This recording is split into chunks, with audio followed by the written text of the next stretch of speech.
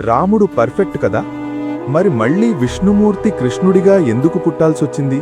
ఎప్పుడైనా ఆలోచించారా? త్రేతాయుగంలో రాముడు ఒక ఆదర్శం. ఆయన ఒక మనిషి పరిమితుల మధ్య ఉంటూ ధర్మాన్ని ఎలా కాపాడాలో నేర్పాడు. అది నీతి కోసం నిలబడే కాలం.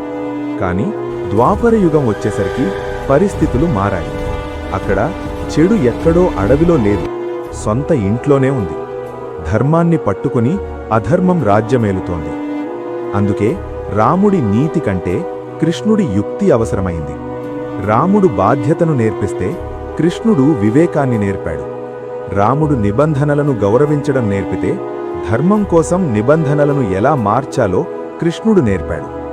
సింపుల్గా చెప్పాలంటే ఒకరు జీవన విధానమైతే మరొకరు జీవనతత్వం. లోకానికి రెండు కళ్ళు ఎంత ముఖ్యమో మనకి ఈ రెండు అవతారాలు అంతే ముఖ్యం. మీకు ఈ రెండింట్లో ఏ అవతారమంటే ఇష్టం? కామెంట్ చేయండి. మరిన్ని ఆధ్యాత్మిక విషయాల కోసం